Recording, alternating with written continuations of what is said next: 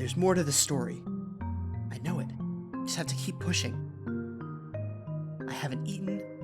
I haven't slept. I can't remember what month it is, but I think I've almost got it. I have to know. I just have to know. Why is the Pixar theory so popular? So, if you don't know, there's this idea that's been floating around on the internet for, going on like a decade, that says that every Pixar movie is set in the same universe. So, like The Incredibles, Up, WALL-E, Cars, Onward, apparently all these movies are part of the same long-running canon. I mean, not actually. It's pretty clear that this was not the intent of the people making these movies. It's all just a theory, a fan theory, about Pixar, the Pixar theory. And for years, it has intrigued and baffled me. Why is this a thing? How is this a thing? And why Pixar? There's no theory about a DreamWorks universe or a Blumhouse universe, but there are mountains of essays and videos and video essays explaining how Pixar movies all fit together somehow. What would possess somebody to think of this? Well, that part isn't surprising. We're talking about the internet after all. What's really interesting to me is that this idea had such staying power. 10 years later, people are still talking about how the newest Pixar movies fit into this made-up universe. And I have to ask, what's the point?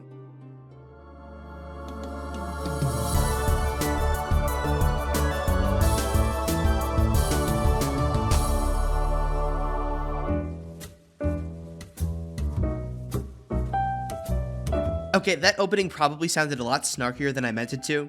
I should mention that I like the Pixar theory. It's a lot of fun. I'm not trying to put it down or make fun of people who like it. I'm just trying to understand where the appeal comes from. What makes people look at all these wildly different movies and think to themselves, these fit together? Let me start with a quick summary of what the Pixar theory actually is. According to the Pixar theory, all Pixar movies are part of the same universe, and you can map out where and when each one takes place on one big timeline. These days, The Good Dinosaur is the first movie on the timeline, but back when this was a new idea, it started with Brave. Brave introduces magic, talking animals, and a witch that we'll come back to later. Then we fast forward. We have a brief time in the 20th century where people with superpowers show up and then die out. Then we get all the movies that take place in the modern day, just with talking animals and toys that come to life. Eventually, the company By and Large from WALL-E takes over the world and pollutes everything. Humans leave for space for 700 years, while on Earth, cars come to life and have their own civilization for a while before going extinct. When humans eventually come back to Earth, the pollution causes them to mutate into the monsters from Monsters, Inc. When monsters go through doors to scare kids, they're not coming from an alternate dimension, they're time traveling from the future to harvest energy. Then during Monsters, Inc., Sully meets Boo, which leads to Boo growing up and learning the secrets of time travel through doors, becoming the witch from Brave. And now we come full circle. The Pixar theory in its current form was published by writer and blogger Jon Negroni in a series of viral posts in 2013. In 2015, he published a book that outlines the entire theory in more detail. Ever since then, there's been a sizable internet community dedicated to hammering out the finer points and figuring out where newer movies fit into the timeline. To this day, Jon Negroni is still talking and writing about the Pixar theory. And beyond him, there are other big names in the community that have added their own voices to the discussion, the biggest of which is probably the YouTube channel Super Carlin Brothers. So where did an idea like this come from? Why would Jon Negroni decide to make something like this, with Pixar specifically? The answer is pretty simple: Easter eggs. Pixar movies are famous for including little background nods to their other movies all over the place. They're everywhere. No other movie studio has included such a volume of Easter eggs, especially not back then. You've got a Buzz Lightyear toy in Finding Nemo, a postcard to Carl and Ellie in Toy Story 3, car versions of every character under the sun, not to mention By and Large logos, Luxo balls, Pizza Planet trucks, and the number A113. Every Pixar movie is stuffed full of these little details that reference their other projects. So it's not too much of a leap for internet superfans to go, hey, maybe these are more than just fun little nods. Maybe these Easter eggs have a canon reason to exist, and all these movies are actually crossing over with each other. To infinity and beyond! These Easter eggs are what the Pixar theory was built on. The linchpin of the entire timeline rests on the fact that the witch from Brave has a carving of Sully. That's how we know she's Boo all grown up. Even though these Easter eggs were obviously not put there with any big plan or intent, an idea of tying them together is in hindsight inevitable. The internet loves to make sense out of nonsense. Plus, we were a year out from Avengers, and the idea of a cinematic universe was new and exciting. It was basically the perfect storm for this kind of thing to catch on. Jon Negroni might have popularized the Pixar theory, but if you dig deep enough, you can find much older fan discussions about what all these Easter eggs mean and how the movies fit together. Negroni's timeline just so happened to be the first one that was so thorough, polished, and public. But that brings me to my first big question about what the Pixar theory is and how it works. Why does Jon Negroni's version of the theory get to be the real one, the canon one, so to speak? You'd think there would be hundreds of competing Pixar theory timelines out there, but every Pixar theorist uses Negroni's timeline as a jumping off point.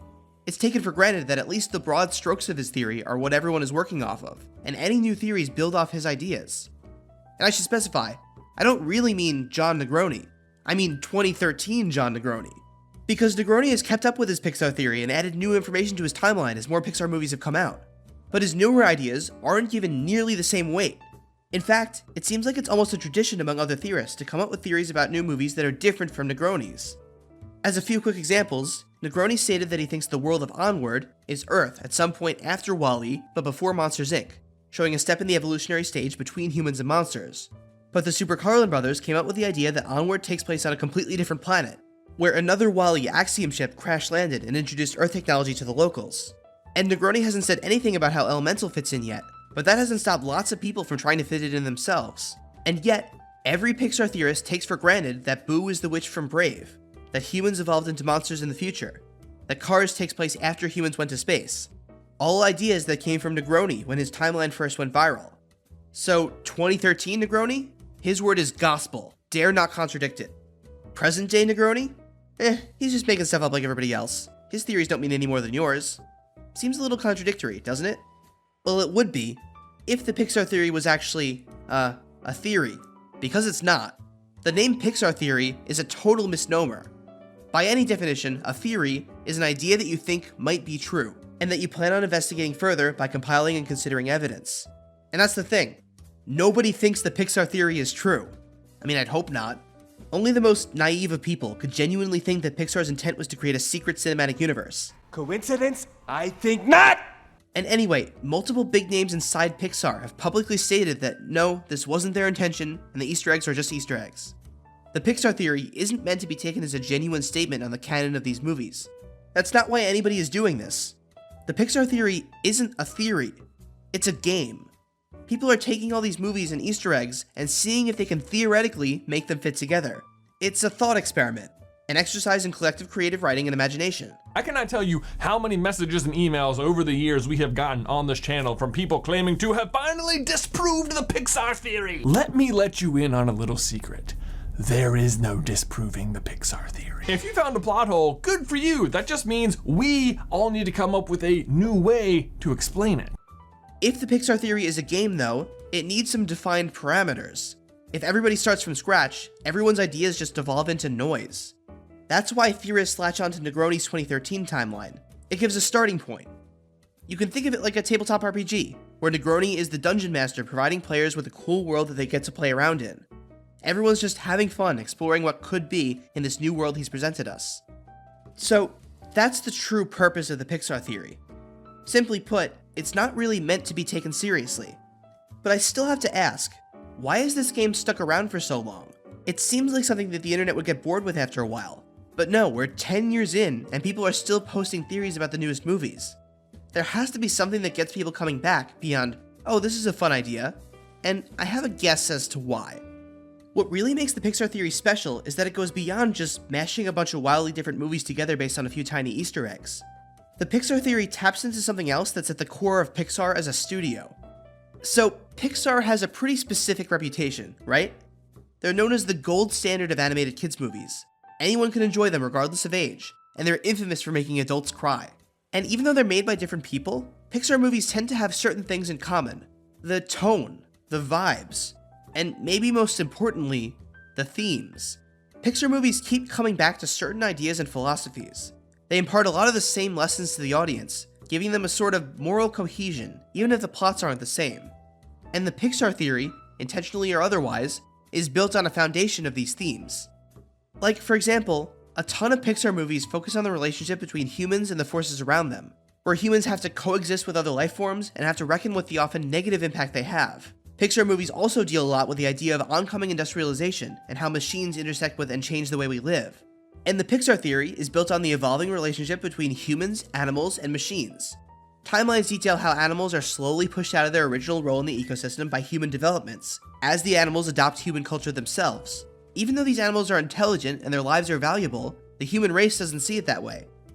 In terms of machines, the Pixar theory also states that the tech invented by Syndrome in The Incredibles later goes on to be the basis for the tech made by Enlarge in WALL-E. As early as the 1960s, machines posed a threat to the human way of life. And while The Incredibles defeated Syndrome's Omnidroid, the influence of machines can be seen creeping up more and more across the timeline, until machines completely control everything by WALL-E. Another big theme across Pixar movies is the concept of human memory, and how the positive impact something has in the minds of people is what gives something meaning and value. In the Pixar theory, memory is a power source. It's what brings the toys to life, and the cars. It's what the monsters are actually harvesting when they scare kids. It's what kept WALL-E alive when all his fellow robots died. His love of humans is what tethered him to life. The Pixar theory takes this nebulous philosophy and literalizes it, giving it explicit meaning. And Pixar movies tend to tell stories of characters who live in worlds that are kind of screwed up. Pixar protagonists are given the choice to either put their heads down and accept the stupid and bad ways their societies are set up, or make some noise and do something about it. They have to make the best of bad situations by fighting for what's right when everyone and everything around them seems to be against them. The stories give a spark of hope where things feel hopeless. And that's exactly how the Pixar theory timeline makes you feel. When all the movies share a universe with WALL-E, you feel this sense of general dread when you look at the early parts of the timeline, because you know that the world will eventually end up looking like this. But you also know that humanity makes it through these bad times, albeit changed into something new. I'm not sure if every Pixar theorist knows this is what they're doing, but when they make theories, they're participating in genuine analysis and interpretation of these movies. That's what makes me like the Pixar theory so much. Over the years, I've grown to be pretty skeptical of fan theories, especially ones about kids' movies. There are so many really bad ones that don't actually engage with the text at all. You have the really obviously bad ones, like, oh, the main character was in a coma the whole time, which you can say about literally anything because it's unfalsifiable. But it's the almost believable ones that really get under my skin. Like the one for Aladdin, about how it really takes place in the far future after an apocalypse, where the only evidence for it is that the genie makes lots of pop culture references, so it must take place after the 20th century. This totally ignores the many details from the movie that easily disprove it. But a theory like this is bad, not because it's obviously wrong, but because it's refusing to engage with the text in a meaningful way. It only exists to point out a hole in the logic, that the genie can break the fourth wall, and creates a half-baked explanation to patch it up. At no point does anyone citing this theory consider why the genie makes these references, to show the audience in a humorous way how all-knowing and all-powerful he is.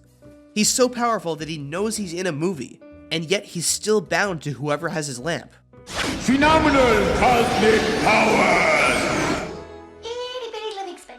The post-apocalypse theory and others like it exist only for two reasons: to force the story to fix its own plot holes, and to make the person repeating it feel clever for outsmarting the movie.